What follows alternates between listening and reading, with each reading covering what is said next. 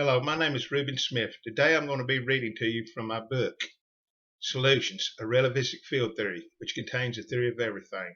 Today I'm going to be reading from chapter 3 and 4, which describe gravity and light and how they make up a unified field.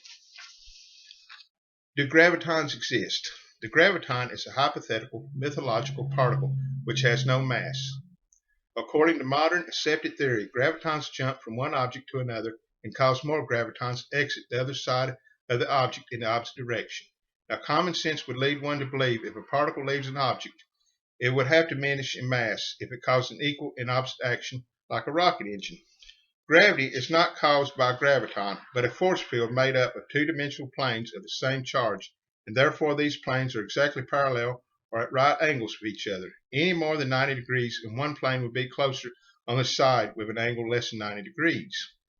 In this cube-like arrangement, these planes are as far apart as they can be, for they are of the same charge and are under pressure. Gravity planes therefore cut the universe into cubes to maximize the distance between themselves. This is not unlike the shape of planets, which are spherical, because that is the flattest an object can be pushed for gravity.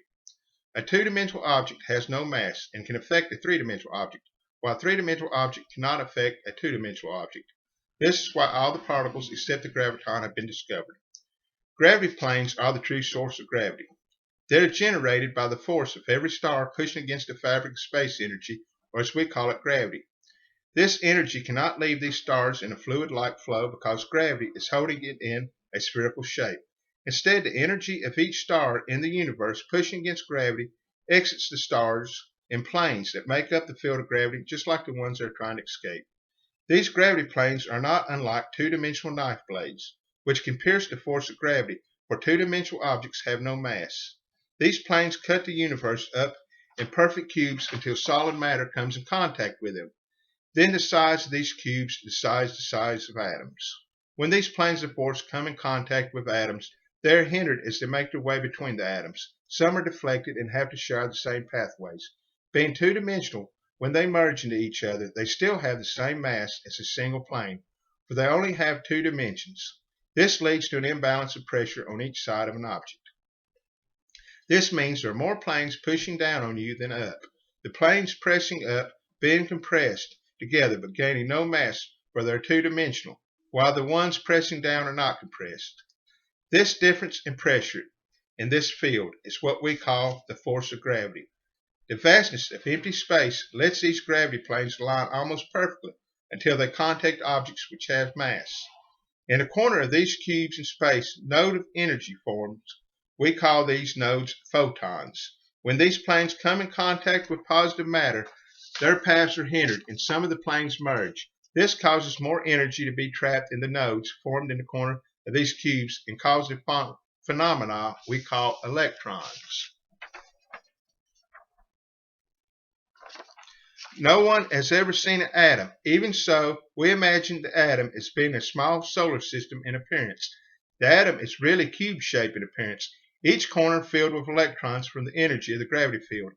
Atoms are building blocks, not small solar systems. This is why crystals are formed. Crystals are built following the shape of the individual atoms, which is that of a cube. I've been told that something is in its crystal state is at its purest form, as it is in diamonds. In this matrix of cubes, the opposing gravity planes in each cube move at 180 degrees to each other.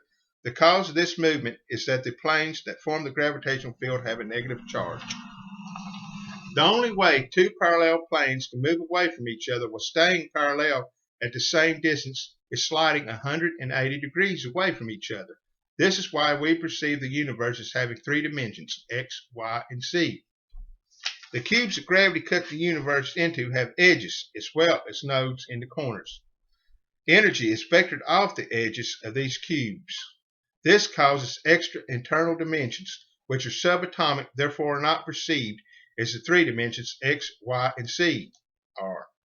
The energy that is vectored off these edges is a small plane of energy, which leaves the edge at a 45-degree angle.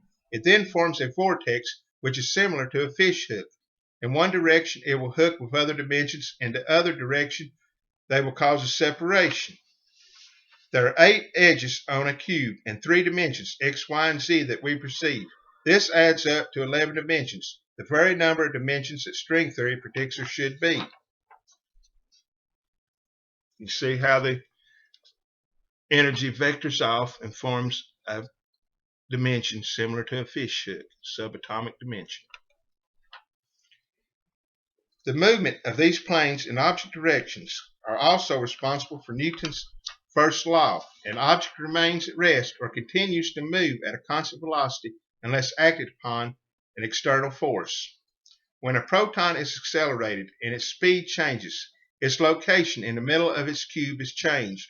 This change in position changes the effect of the energy that is vectored off the edges of the cubes has on it.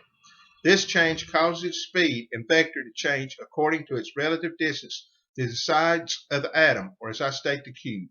The subatomic dimensions are also what binds the molecules and atoms together and account for chemical reactions. When an object is acted on by an external force and accelerated, some of these planes are compressed exactly as they are around a gravitational body in the direction in which the object is being accelerated in, and are also forced to merge in the effect which we call inertia. There are 4 dimensions that we can perceive if you include time as a dimension. Time has different properties than the other 3 dimensions. One can only travel in one direction in time, for it is a measurement of change. Electromagnetic force and light travel the same route as gravity. This is why the electromagnetic force diminishes at the square of the distance from the source. Also, this is why gravity varies by the inverse of the square root of the distance between 2 masses. If an individual proton forces planes moving at the speed of light to merge, it will have the potential energy of the planes that it caused to merge. This energy will be its mass times the speed of light times the speed of light. When a proton stops blocking these gravitational planes, the potential energy released will equal mc squared. Because we are made of atoms, our observations support the fact that the sources of gravity are uniformly spaced. This may not be exactly the cause, for if they are not uniform, space and time will be warped, and so would our observations. For every object in the universe is dynamic. Chapter 4. The Michelson-Morley experiment. In the spring and summer of 1887, Albert A. Michelson and Edward W. Morley did an experiment to prove that light was a wave in the luminiferous aether. To do this, they measured the speed of light in perpendicular directions. The idea behind this experiment was that if light was a wave, it would therefore have to be moving through a medium or something just as waves move in the ocean or in a jump rope.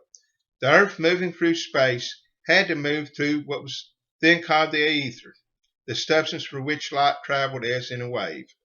So it was a given that the Earth was moving through the same aether which light traveled. Light would have to move slower in the direction that the Earth moved.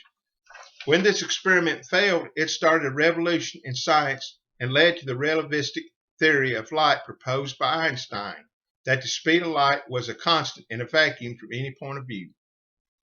Light then was a wave that traveled through no medium. For if light traveled through a stationary medium, it would have to travel at different speeds in different directions as the Earth moved through space. That was the line of reasoning behind this experiment, which is the trigger that started a revolution in theoretical physics. Light does not travel through a medium, but light does travel through a medium. But this medium is not stationary, as it is moving in the 6 different directions that make up our 3 dimensions. Light is a wave in the planes of the gravity field, which move at 300,000 kilometers per second. Michelson and Morley did not take into account that light might be a wave that moved through a medium which was not stationary. The fact that the photons in the corner of the cubes that gravity planes cut the universe into are stationary, while they draw their energy off of the planes which define them. The photons that are in the corner of these cubes transfer energy when they come in contact with positive matter, atoms. When a wave travels through gravity planes, light, the energy in the corner of the cube, photons, transfer energy to each atom they touch as they vibrate.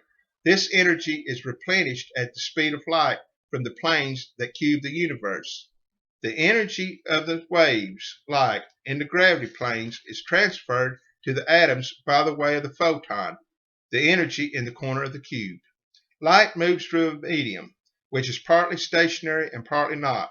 How could they even imagine such a thing without all the math that was about to come to try to explain it?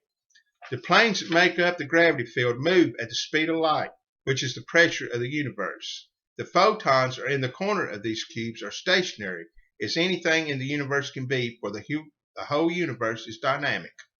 The reason their experiment failed was they were reading the speed of the medium that light travels, and not the speed of the actual wave. This is why we have Doppler shifts when objects move toward us or away from us. The frequency can change, but the speed cannot at which the wave moves, because that is the speed of the medium through which the light wave moves.